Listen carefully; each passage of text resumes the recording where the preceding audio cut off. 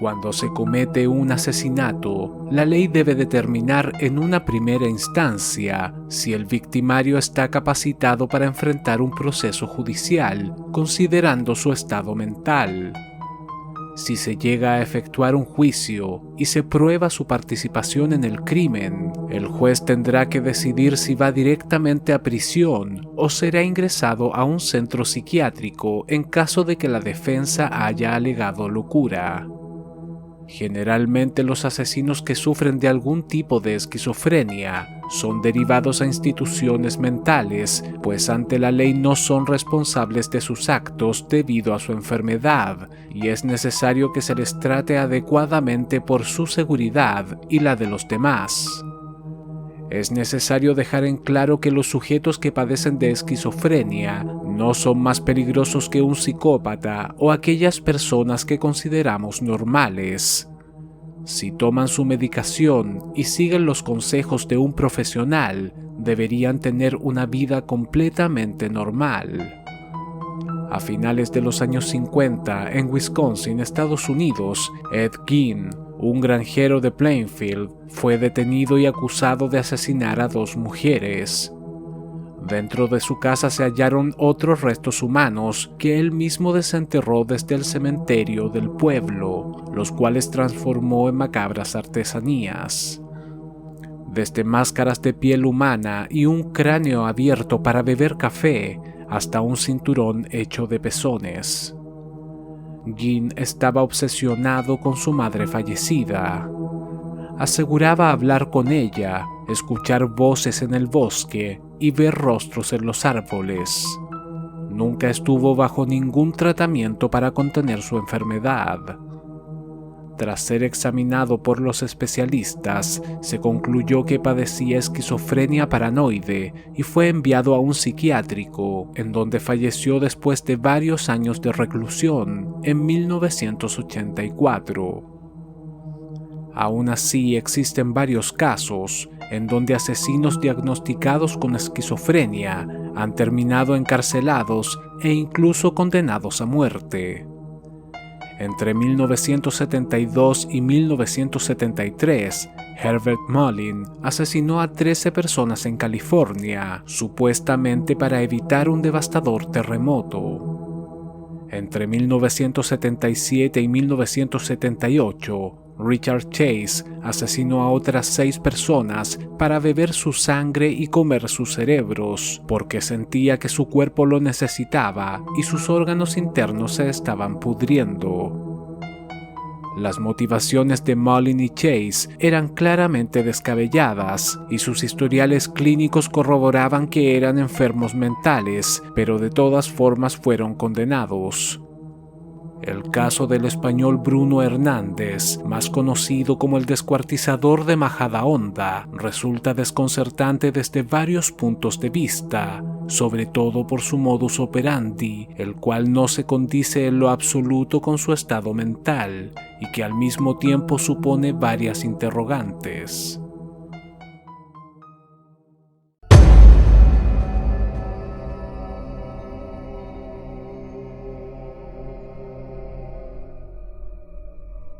El día 6 de abril del año 2015, la Guardia Civil de Majadahonda, un municipio español de la ciudad de Madrid, recibía la denuncia de un ciudadano argentino que los alertaba de la desaparición de su hermana, una mujer de 55 años llamada Adriana Gioiosa.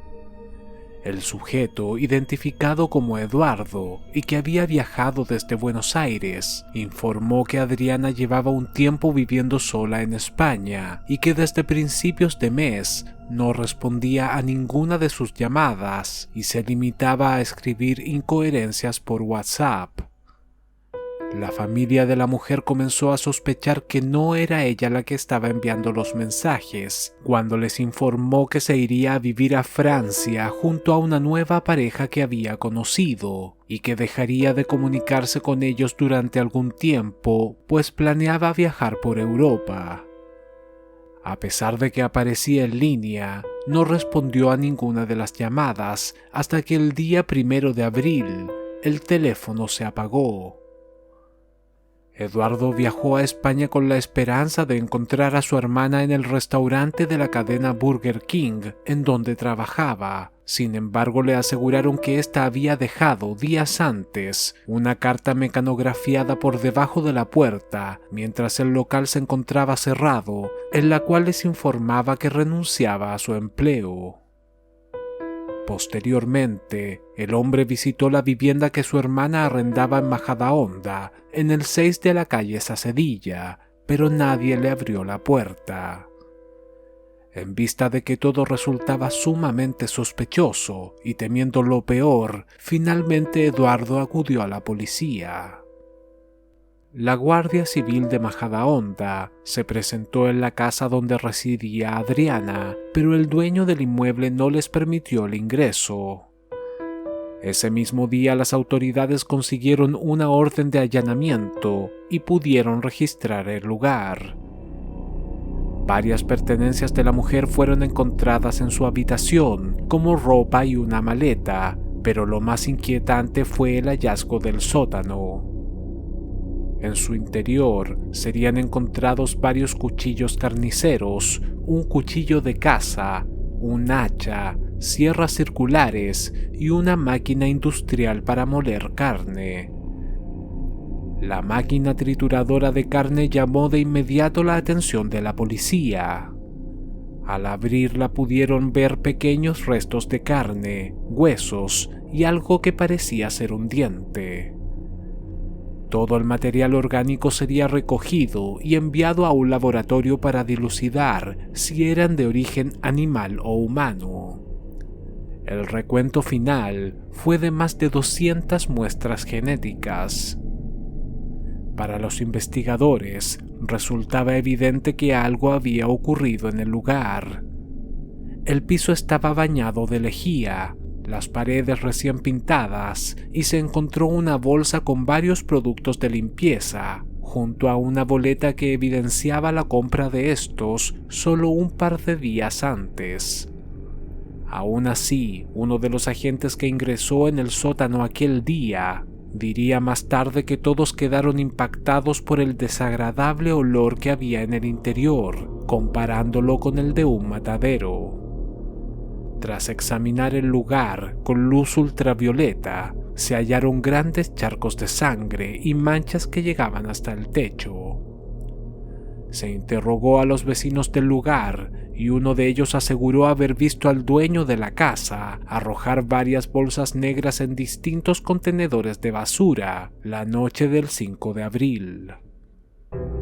Bruno Hernández Vega, de 32 años, se convirtió inmediatamente en el principal sospechoso y sería detenido el día martes 7 de abril por su presunta implicación en la desaparición de Adriana Gioiosa. Por su parte, el sujeto aseguró que desconocía el paradero de la mujer y se negó a colaborar con las autoridades, acogiéndose a su derecho de guardar silencio hasta contar con un abogado. En el momento de su detención, Bruno vivía junto a su padre en un departamento ubicado en Móstoles, lugar que fue inspeccionado por la policía. En él se encontraron los documentos y pasaporte de Adriana, su teléfono celular, las llaves de su automóvil y una de sus joyas manchadas de sangre en el interior de un guante de látex. El vehículo de la mujer desaparecida sería hallado poco después, estacionado a un par de cuadras de la residencia. Durante las primeras horas de investigación, también se descubrió que en realidad la propiedad de Majadahonda no pertenecía al sospechoso, sino a su tía, Liria Hernández. La policía intentó contactar a la mujer para tomar su declaración, pero la familia aseguró que ésta había abandonado la ciudad hacía más de 4 años y le había arrendado la casa a su sobrino Bruno, quien a su vez subarrendaba una de las habitaciones a Adriana mientras él vivía con su padre. Liria Hernández tuvo varios problemas familiares y no hablaba con ellos desde hacía años debido a la mala relación. Era divorciada y su único hijo había fallecido en el año 2006. Bruno presentó varios documentos firmados en los cuales se acreditaba que la mujer le había cedido el inmueble por un periodo de 15 años a cambio de 18.000 euros en el año 2013, pero el monto jamás fue abonado y todo se volvió todavía más sospechoso. A pesar de que sus cuentas bancarias mostraban movimientos en otros puntos de España, sería imposible dar con ella. Posteriormente se comprobaría que Liria Hernández en realidad estaba desaparecida. La noticia comenzó a difundirse rápidamente en vista de que se presentaron otras denuncias de desapariciones en el pueblo y se temía por la vida de antiguos arrendatarios que alojaron en la propiedad. Los escabrosos detalles de los hallazgos realizados por la Guardia Civil en la casa de Majadahonda hicieron suponer a los residentes que estaban viviendo con un verdadero asesino en serie. Mientras tanto, la búsqueda de los restos de Adriana Gioiosa se convirtió en la prioridad de la investigación. Se revisaron todos los contenedores de la calle Sacedilla y también se realizó una enorme búsqueda en el vertedero de Pinto, lugar en donde va a dar toda la basura de Majadahonda. Sin embargo, no se pudo encontrar absolutamente nada.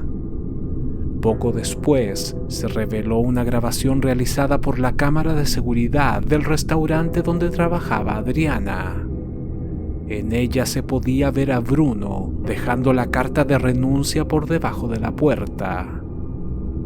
Días más tarde, el 24 de abril, y tras realizar los análisis a las muestras encontradas en los cuchillos, las sierras circulares, el hacha y la trituradora de carne, una delegada del gobierno confirmó ante los medios de comunicación que el ADN hallado pertenecía a dos personas, Adriana Gioiosa y Liria Hernández, la tía del acusado.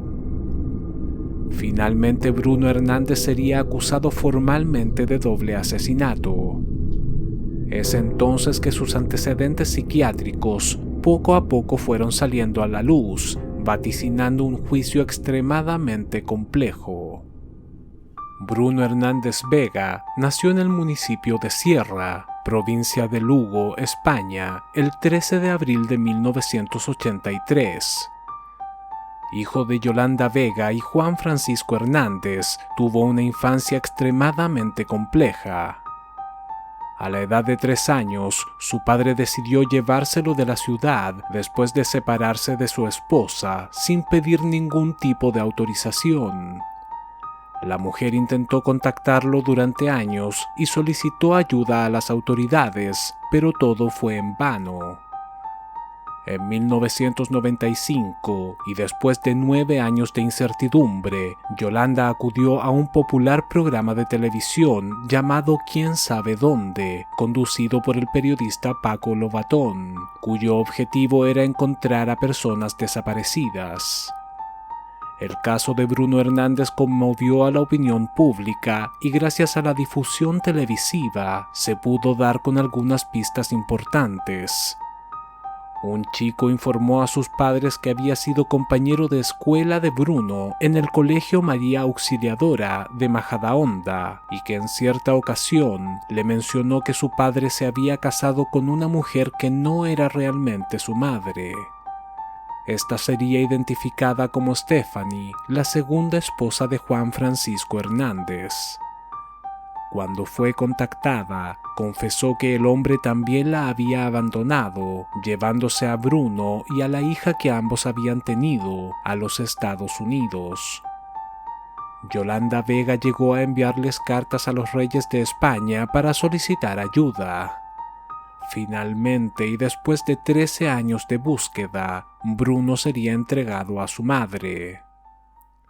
Por aquel entonces, el joven tenía 16 años y no parecía comprender la situación. Estuvo viviendo varios años en Estados Unidos, México y Costa Rica.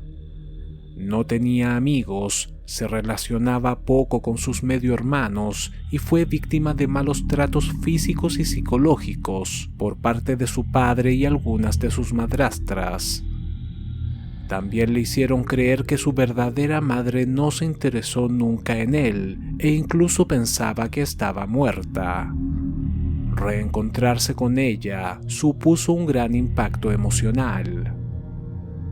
Por su parte, Yolanda estaba feliz de haber encontrado a su hijo.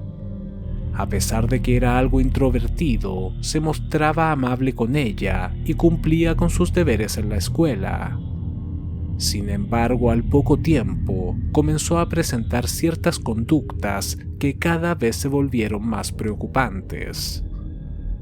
Bruno era un joven extremadamente asustadizo, algo que su madre asociaba a los malos tratos recibidos en su infancia. Tenía fobia a los perros, miedo a salir de noche y también a contraer algún tipo de enfermedad. Era un obsesivo de la limpieza. Se duchaba 10 veces al día y también se lavaba las manos con una frecuencia inusual, según él, porque podía contagiarse de ébola. De hecho, abría las puertas con los codos para no coger el pomo y evitaba saludar al resto de las personas dándole la mano. Poco después, sus miedos se volvieron todavía más irracionales. Comenzó a pedirle a su madre que no saliera a la calle o frecuentara tiendas de productos chinos, pues estaba convencido de que los orientales secuestraban personas para asesinarlas, descuartizarlas y hacer comida con ellas. A pesar de que consiguió un par de empleos, fue despedido en diversas ocasiones porque no generaba relaciones con sus compañeros, tenía constantes cambios de humor y era incapaz de concentrarse. Estudiaba idiomas como el inglés, el alemán y el ruso, armaba ordenadores, deseaba plantar árboles y comenzó un negocio de compra y venta de libros usados que no llegó a ninguna parte. A los 20 años intentó ingresar al ejército, pero fue rechazado después de que se detectó su trastorno obsesivo-compulsivo. Un año más tarde, en el 2005, fue internado en un hospital psiquiátrico, en donde sería diagnosticado con esquizofrenia paranoide y tratado con medicamentos. Sin embargo, como suele ocurrir en este tipo de casos, el joven estaba convencido de que no era un enfermo. No siguió con el tratamiento recomendado por los especialistas y recaía constantemente, presa de sus delirios. El desequilibrio mental de Bruno se acrecentó cuando aseguró escuchar voces y se encerró con candado en una habitación, supuestamente para realizar un plan con el objeto de dar un golpe de estado y dominar el mundo. Según él, los chinos estaban alterando la cadena alimenticia a nivel internacional, contaminando la comida de los supermercados. Debido a esto, aseguraba tener graves molestias digestivas causadas por una lapa, ondas electromagnéticas o una extraña sustancia utilizada por los ejércitos nórdicos. Dijo que todo lo había descifrado, leyendo miles de artículos de la ONU por internet. Posteriormente iría a vivir a un departamento en Móstoles junto a su padre, en donde su estado mental no hizo más que empeorar, principalmente porque se negaba a tomar sus medicamentos. Varios vecinos aseguraron que salía al balcón por las noches, gritando con voz grave la palabra Lucifer, mientras lloraba o reía como un loco. Se podía oler incienso quemándose casi todos los días, y en cierta ocasión salía tanto humo desde la ventana que tuvieron que llamar a los bomberos porque pensaban que el lugar se estaba incendiando. Bruno Hernández se había obsesionado con el satanismo y realizaba diversos rituales. Iba a tiendas de mascotas y compraba animales para posteriormente sacrificarlos en casa. Incluso le pidió a un artesano que le construyera un Cristo crucificado completamente bañado en sangre para utilizar en sus ceremonias. Sería ingresado en otras 3 ocasiones en un centro psiquiátrico, en donde conocería a Bárbara Gabriel, una joven polaca que sufría bipolaridad y con la cual comenzó una relación amorosa. Posteriormente, Bárbara reconoció que a pesar de que ambos se entendían y fue un hombre bueno con ella, Bruno comenzó con otro marcado delirio.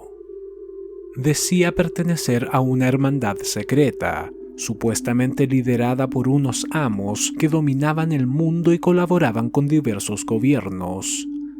Esta utilizaría la palabra entiéndase por las letras E y R juntas, para distinguirse. Su obsesión lo llevó a cambiar su vocabulario para que las letras coincidieran en todo. A Bárbara comenzó a llamarla Verónica, a su madre Mother y a su abuela Grandmother. Posteriormente las incluía en todas las palabras de manera forzada, por lo que llegó un punto en el cual costaba entenderle cuando entablaba una conversación. Es en el año 2010 cuando habría asesinado a su tía, Liria Hernández, y se apropió del inmueble para arrendarlo a otras personas y ganar algo de dinero. 5 años más tarde sería detenido tras la desaparición de Adriana Gioiosa. El juicio contra Bruno Hernández Vega comenzó el 11 de septiembre del año 2017. Las evidencias eran claras y no había dudas con respecto a su participación en los crímenes. Sin embargo, la búsqueda del cuerpo de Adriana Gioiosa, que duró más de 7 meses, no dio ningún resultado. Solo los pequeños restos encontrados dentro de la picadora de carne sirvieron como testimonio de lo que realmente había ocurrido. Lo mismo ocurrió con su tía, Liria Hernández, de la cual solo se hallaron pequeños rastros de ADN en el interior de la trituradora. Aún así, el acusado se negó a confesar los asesinatos y cada vez que le preguntaban por algo relacionado a las mujeres, decía que no recordaba absolutamente nada. Por otro lado, podía pasar varios minutos explicando cómo se conformaba la hermandad a la que pertenecía, destacando palabras, profesiones, marcas y personajes reales o ficticios, como Tintín, Hernández y Fernández, que supuestamente pertenecían a ella y que a su vez incluían las letras E y R. ¿Cuándo vio usted a Liria por última vez? Hace mucho, no lo recuerdo. ¿Acompañó usted a su tía Liria a la notaría? No lo recuerdo. Últimos que se alcanzan de la E y la F. Pues hay personas como Jean-Paul Juncker,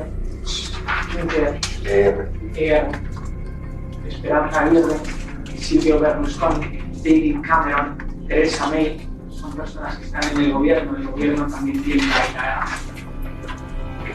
aparte de eso, hay universitarios que lo tienen y universitarios, bueno, el presidente de la Agencia Aeroespacial Europea creo que es, también la tiene, y otros muchos como los Rockefeller o la palabra dinero, internet. Hay muchas personas interesantes de interés general, como podéis observar, también tiene la INAR. Luego también hay vehículos como el Puma, el Duster, el Viper, Daimler, Chrysler, los Mercedes, la General Motors, Iberdrola, Ibercaja, el Bankinter, el Santander. Usted me dijo que usted colaboraba con gobiernos. Cooperaba. Sí, puede ser que dijese eso, pero no sé a quién. También me dijo que intentaba cooperar con la Warner. Sí, Warner Brothers. Usted manifestó que pertenecía al Ministerio. Estoy en el Ministerio del... El estado mental de Bruno Hernández era sin lugar a dudas delirante. Mientras estuvo detenido, le enviaba cartas a su novia que eran ininteligibles, pues utilizaba la combinación ER en prácticamente todas las frases. Varios especialistas estaban de acuerdo en que el acusado sufría de esquizofrenia paranoide. Sin embargo, había algo que no coincidía, y es que los crímenes que cometió fueron demasiado elaborados, asemejándose a los que podría cometer una mente psicópata y no un esquizofrénico. Por medio de engaños consiguió convencer a su propia familia que su tía Lidia Hernández se había ido de la ciudad y le dejó en arriendo el inmueble, cuando en realidad la asesinó y se apoderó de sus bienes. Falsificó los documentos de manera eficiente y no despertó ninguna sospecha, sacando beneficio de ello. En el año 2015, cuando asesinó a Adriana Gioiosa, también actuó de forma fría y metódica, suplantando la identidad de la víctima e incluso llevando el celular de la mujer a otras ciudades de España para que los registros de conexión a Internet coincidieran con la historia que se había inventado. Se pudo comprobar que antes de cometer los crímenes, realizó búsquedas en Internet con las palabras pozo, cremación, documentación funeraria y picadora de carne, lo que delata que estaba maquinando cómo deshacerse de los cadáveres. Se planteó la posibilidad de que asesinara a su tía para obtener dinero arrendando su domicilio. En el caso de Adriana, podría haber existido una motivación de carácter sexual, ya que el día que la Guardia Civil registró el sótano, encontró un par de preservativos. Todas estas pruebas fueron presentadas por la acusación, quienes aseguraban que si bien Bruno efectivamente padecía de esquizofrenia, tenía lapsos de lucidez que le permitieron planear y perpetrar los asesinatos con plena conciencia. A pesar de que no todos los especialistas estaban de acuerdo, sí se consideró extraño que Bruno dijera no recordar los episodios en los cuales vio por última vez a las mujeres, pues aseguraron que la esquizofrenia no tiene nada que ver con la pérdida de memoria selectiva y que aquello podía demostrar que intentaba ocultar información para su propio beneficio. Finalmente, en octubre del año 2017, Bruno Hernández sería condenado a un total de 27 años de cárcel por los cargos de doble homicidio, estafa, falsificación y tenencia ilegal de armas. Además, se indicó que tendría que seguir un tratamiento para su enfermedad. De nada sirvieron los alegatos de la defensa, quienes solicitaban que el acusado fuese derivado a un hospital psiquiátrico. Bruno Hernández está recluido en la prisión de Navalcarnero, en donde sus delirios continúan atormentándole.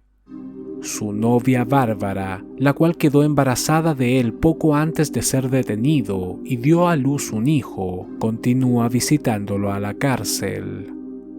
Asegura que en cierta ocasión Bruno le salvó la vida cuando intentó suicidarse y que se siente en deuda con él.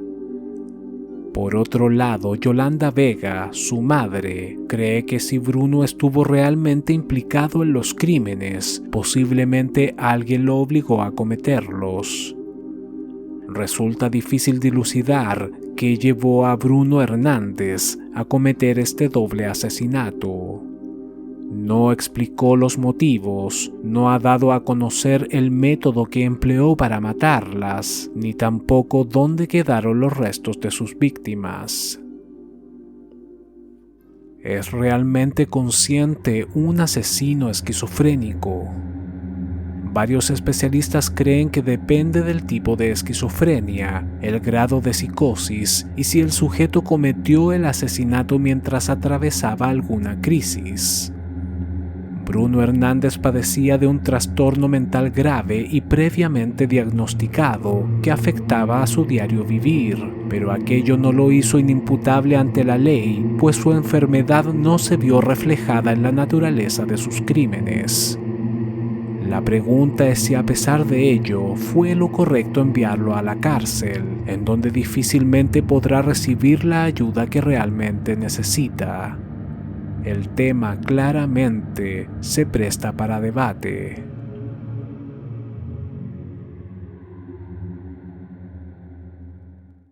Si este video te gustó, dale like, suscríbete y compártelo en tus redes sociales. Esto me ayudaría mucho para seguir subiendo este tipo de contenido.